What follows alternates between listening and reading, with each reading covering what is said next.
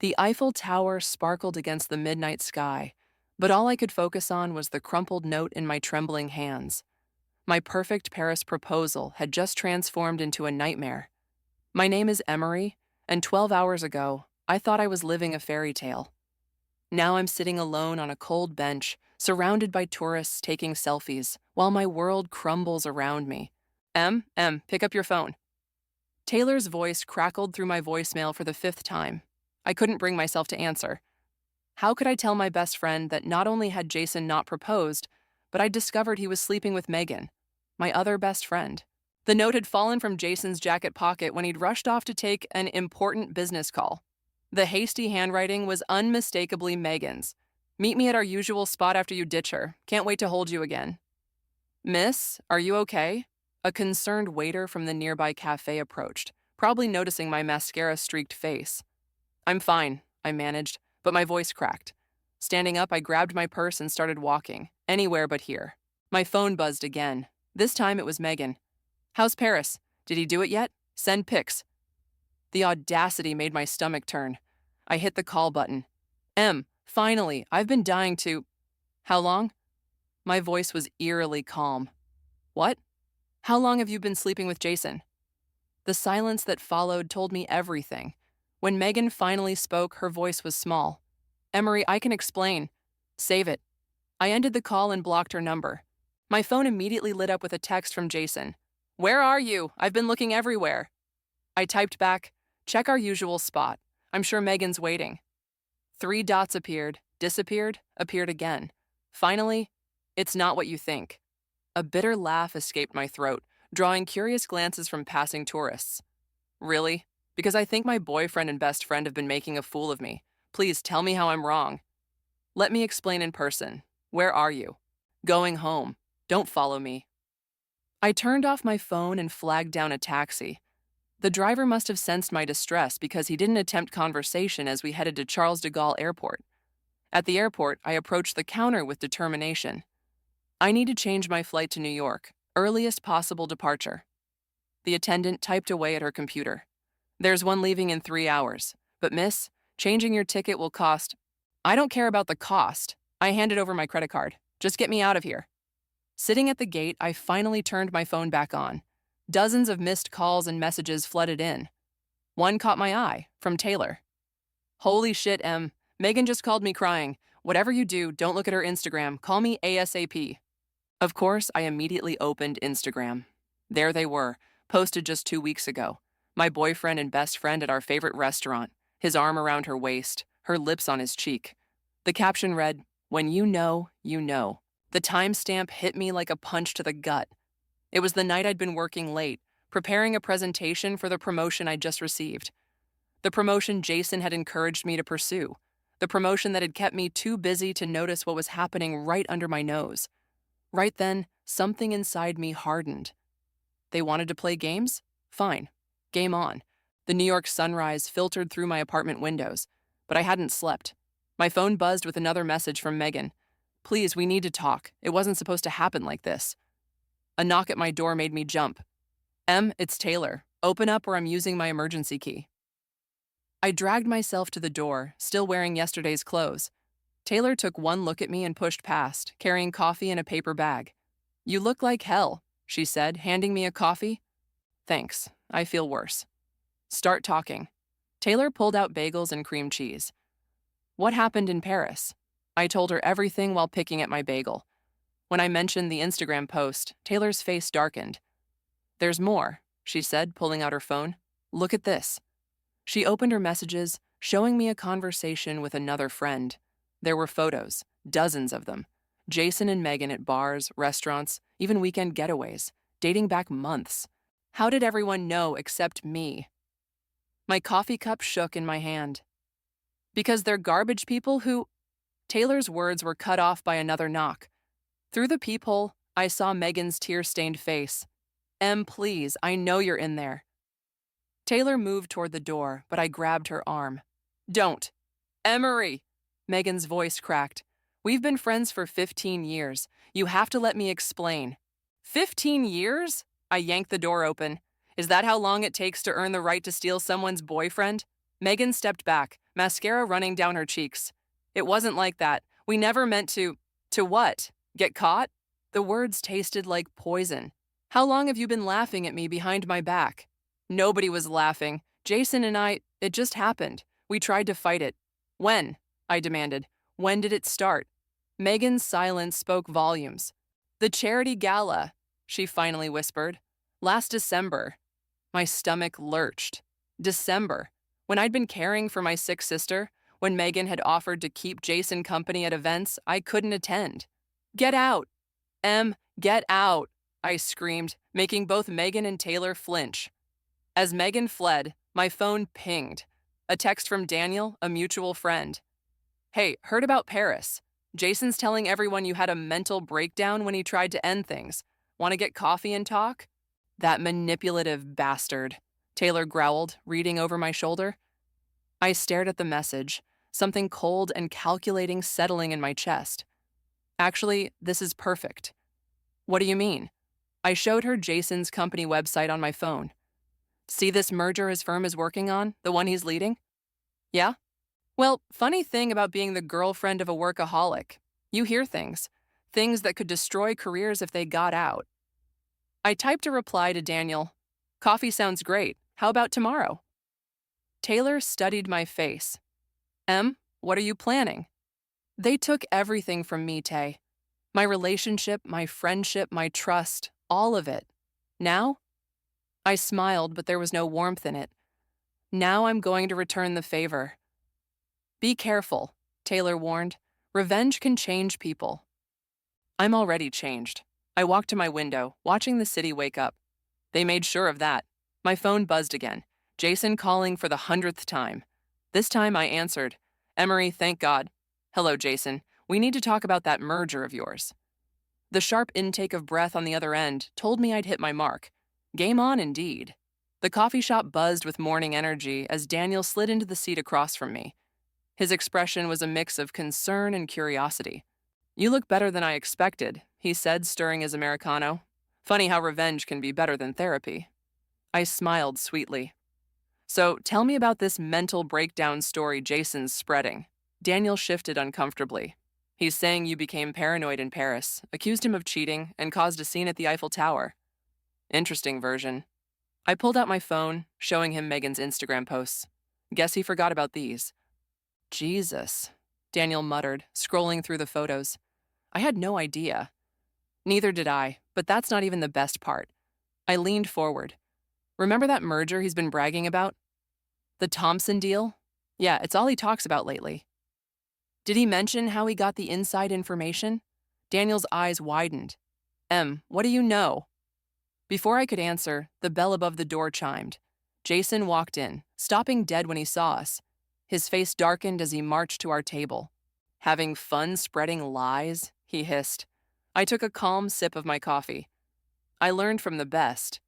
Whatever she's telling you, Jason said to Daniel, she's twisting things.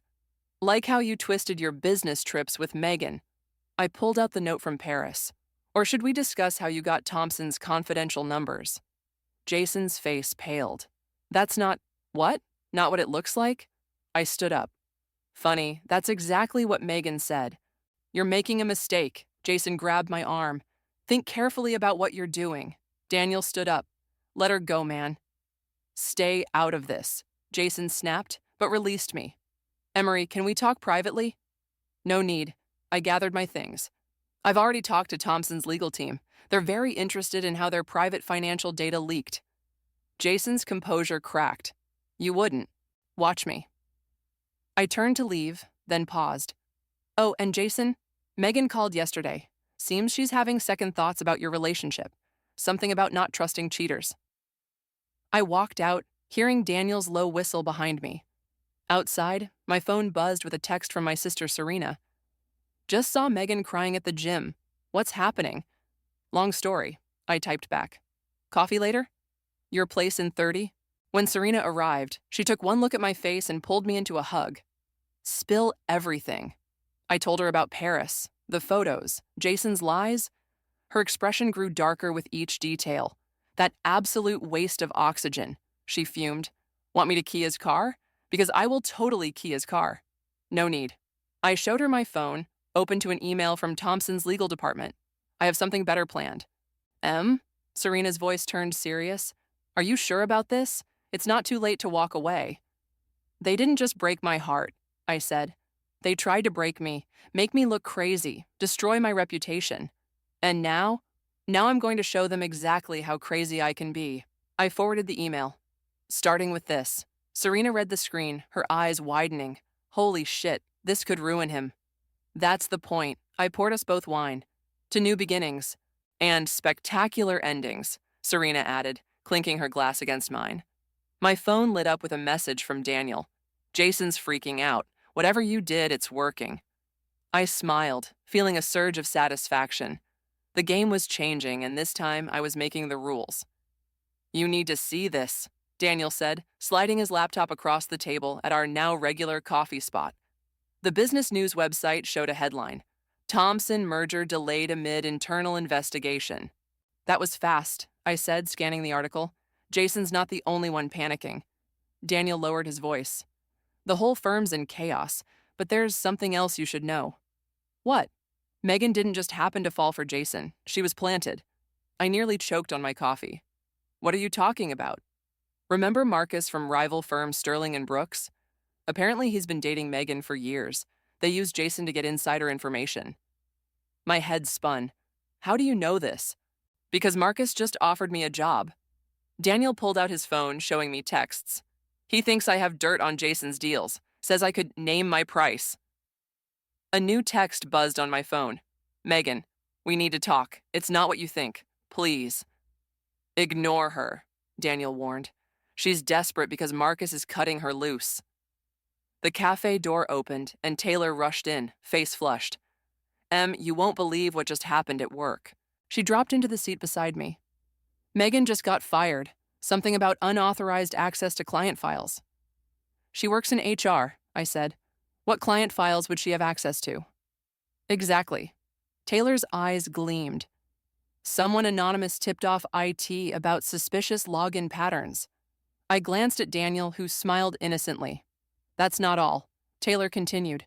Jason's firm is investigating everyone he's been in contact with, including Megan. My phone buzzed again. An unknown number. The text made my blood run cold. Back off, or everyone learns about your sister's little accident last year. Daniel noticed my expression. What's wrong? I showed him the text. How would they know about Serena's car accident? Because it wasn't an accident, a voice said behind us.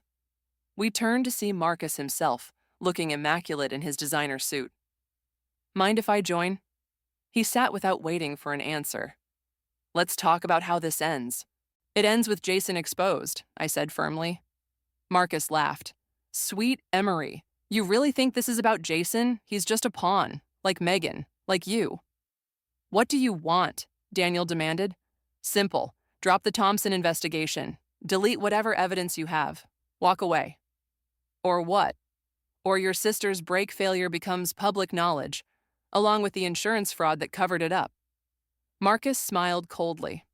Your choice. After he left, I sat in stunned silence. Taylor touched my arm. What insurance fraud? Serena couldn't afford the repairs, I whispered. I helped her file the claim, said it was an accident, not mechanical failure. They're bluffing, Daniel said. They can't prove anything. Can't they? I pulled out my phone, calling Serena. Hey, sis, has anyone strange contacted you lately? Her silence answered my question. Some man came to my work, she finally said. Had photos of the garage receipts from before the accident. What's going on? I hung up, feeling sick. They have everything. So what now? Taylor asked. I stared at my phone as another text came through, this time from Jason. Last chance to back off. Don't make this worse than it needs to be. Daniel leaned forward. I might have an idea, but you're not going to like it. At this point, I said, I'll take anything. We fight fire with fire. He pulled out a USB drive, and I've got the matches. This is insane. Taylor paced my living room. We can't just break into Marcus's office. Daniel pulled up the building's floor plan on his laptop. We're not breaking in. I have legitimate access. The job offer, remember? And what exactly is on that USB drive? I asked. Everything. Daniel's eyes gleamed. Financial records, emails, phone logs. Marcus isn't just dirty, he's filthy, and he got sloppy trying to cover his tracks. My phone buzzed. Megan again. Please meet me. I can explain everything about Marcus. Should I? I showed the others the message. It's probably a trap, Taylor warned. Or an opportunity, Daniel countered. Keep her busy while I access the files. I typed back, fine, the park, 1 hour. The autumn air was crisp as I waited on a bench. Megan appeared, looking nothing like the polished woman I once knew. Her eyes were red, her designer clothes wrinkled. You look terrible, I said. I deserve that. She sat beside me. But you have to understand. Marcus threatened me. Said he'd ruin my family if I didn't help him get to Jason. So you decided to ruin mine instead? I never meant to fall for Jason. That wasn't part of the plan. My laugh was bitter. That makes it so much better. Marcus has proof about Serena's accident, Megan blurted. He's going to use it. I know. I checked my phone, a text from Daniel. In position, keep her talking. Why are you telling me this now? I asked Megan. Because Marcus is going down and he's taking everyone with him, including me. Her voice cracked. I have proof too, about everything. The merger, the insider trading, even the accident setup. I sat up straighter. What do you mean, accident setup? Marcus arranged it, had someone tamper with Serena's brakes. He needed leverage on you because a sharp voice cut through the air. That's enough, Megan. Marcus stood before us, Jason at his side. My phone buzzed again. Daniel, got it. Get out now. How sweet, Marcus sneered. A reunion of betrayers.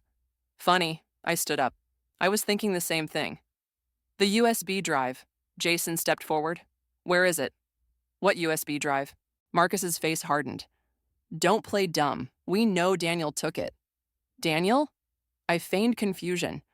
Oh, you mean the Daniel who's currently uploading everything to the SEC's anonymous tip portal? The color drained from Marcus's face. His phone rang. He answered, listened, then swore violently. It's done, I smiled. Everything. The merger fraud, the insider trading, and now, thanks to Megan, proof that you orchestrated my sister's accident. You have no idea what you've done, Marcus snarled. Actually, I do. I held up my phone, showing the recording app running. And so will the police. Jason lunged for my phone, but Taylor appeared from behind a tree, pepper spray raised. Try it, please. Sirens wailed in the distance. Megan started crying. You're all going down, Marcus threatened. Maybe, I agreed, but you're going down first. Police cars pulled up to the park. Daniel emerged from one, pointing officers our way. Miss, an officer approached. We need your statement about the attempted vehicular homicide of Serena. Save it for the station, Marcus's lawyer interrupted, appearing seemingly from nowhere. As they were led away, Megan turned back. I'm so sorry, for everything. I watched them go, feeling strangely empty. Taylor squeezed my shoulder. You okay? No, I admitted, but I will be. Daniel joined us, holding up his phone. SEC just confirmed receipt. It's over. Is it? I watched the police cars drive away. Somehow, I don't think so. Well, Taylor linked her arm through mine. At least now we're fighting on our terms. I nodded, thinking of Serena, of betrayal, of justice. Our terms, finally. The police station's fluorescent lights buzzed overhead as I finished my statement. Detective Morris closed her notebook. That's quite a story, Miss Emery. Financial fraud, attempted murder, corporate espionage. I have proof of everything, I said. Yes, you do. She slid a paper across the desk. Which is why we need to discuss witness protection. What? Marcus isn't just a corrupt businessman. He has connections to organized crime. People who make problems disappear. My phone buzzed. An email from an anonymous account. You should have backed off. Check your sister's apartment. Call Serena, I told Taylor, who was waiting with me. Now. Taylor dialed, then dialed again. No answer. Send units to this address. Detective Morris barked into her radio, reading the address I'd scribbled. Daniel burst into the room. Turn on the news. The detective flipped on a small TV. A reporter stood outside Serena's apartment building, which was engulfed in flames. No, I whispered. No, no, no. All residents were safely evacuated, the reporter was saying. Fire officials suspect arson. My phone rang. Serena's number. Oh, thank God, I answered. Are you okay? She's fine, a male voice responded. For now. Who is this? Someone who can end this. Come to the Riverside Hotel, room 512, 1 hour. Come alone or your sister dies. The line went dead. We heard, Detective Morris said. We'll set up a sting. No. I stood up. They'll be watching. I have to go alone. That's suicide, Taylor protested. It's my sister. Daniel grabbed my arm. At least let me help. I can. You've helped enough. I pulled away. All of you have. This started with me, and it ends with me. Take this. Detective Morris handed me a small device. It looks like a normal brooch. It's actually a tracker and recording device. In the taxi to the hotel, my phone buzzed with a text from an unknown number. Smart girl, coming alone, unlike your friend Daniel. My blood ran cold. I called Daniel, straight to voicemail. The hotel corridor was deserted. Room 512's door was slightly ajar. Inside, Daniel sat tied to a chair, blood trickling from his temple. Serena was beside him, unharmed but terrified. Hello, Emery. Marcus stepped from the shadows, looking immaculate despite his recent arrest. Surprised to see me out so soon? Money talks. Let them go, I said. This is between us. Oh, but it's not. He smiled. You see, Daniel here was working for me the whole time, until he grew a conscience. Daniel's eyes met mine, filled with shame. He was supposed to get close to you, gain your trust, Marcus continued. Instead, he actually fell for you. Pathetic. The USB drive, I asked Daniel, was real, he croaked. Everything on it was real. I couldn't go through with his plan. Marcus pressed a gun to Daniel's head. Loyalty is everything in this business. So here's the deal. Walk away. Recant your statement. Watch your sister and lover live. Don't, Daniel pleaded. Everything's already sent to the authorities. Authorities can be bought, Marcus shrugged. You have 10 seconds to decide. I looked at Serena, at Daniel, at the gun. Time's up, Marcus said. Choose. I reached for my brooch, knowing what I had to do. Sometimes winning means losing everything. Okay, I said. Let's talk. Smart choice. Marcus lowered the gun slightly. Now, about that statement. A sharp knock at the door cut him off. Room service. We didn't order. Marcus started. The door burst open. Detective Morris and her team swarmed in, weapons drawn. Drop it, she commanded. Marcus grabbed me, pressing the gun to my temple. Back off or she dies. That's not happening, a familiar voice said. Megan stepped into view, holding her phone up. I'm live streaming everything to the SEC and FBI servers. Drop it, Marcus. You little... He swung the gun toward her. I drove my elbow into his solar plexus. The gun clattered to the floor as he doubled over. Daniel, who had managed to partially free himself, kicked it away. Marcus Williams, Detective Morris announced, cuffing him. You're under arrest, again. You don't understand, Marcus spat. I own half the judges in this city. Not anymore. Megan held up her phone. I sent everything. The offshore accounts, the blackmail files, the judge payoffs. Even that little recording of you ordering the hit on Serena's brakes. Officers untied Daniel and Serena. My sister rushed to hug me. Are you okay? I asked, checking her for injuries. I'm fine, she said. But how did they know where to find us? I touched my brooch. I had help. Daniel approached, his face bruised. I need to explain. Save it. I cut him off. Were you working for him the whole time? At first, he admitted. But everything changed when you fell for me? I laughed bitterly. How convenient. It's the truth. Why do you think I gave you the real evidence instead of the fake files Marcus wanted me to plant? Enough, Marcus shouted as officers let him out. This isn't over. I still have nothing. Megan interrupted. You have nothing. I made sure of it. After Marcus was gone, I turned to Megan. Why help us? Because I owed you the truth. She handed me her phone. Everything's here. How Marcus blackmailed me, how he threatened my family, everything about Jason's involvement. Jason, I remembered. Where is he? Cutting a deal with the feds, Detective Morris said. He rolled over on Marcus pretty quick once we showed him the evidence. Of course he did, I muttered. Daniel tried again. Please, just let me. I trusted you, I said quietly. Despite everything that happened with Jason and Megan, I trusted you. And I proved that trust wasn't misplaced. I chose you over him. After lying to me for months. Stop, Serena interrupted. Both of you. He saved my life tonight. He's the one who warned Detective Morris about Marcus's release. I looked at Daniel's battered face, his pleading eyes. The anger warred with something else, something that felt dangerously like forgiveness. I need time, I said finally. I understand, he nodded. But when you're ready to talk, I'll be here. As we left the hotel, Megan touched my arm. For what it's worth, I really am sorry.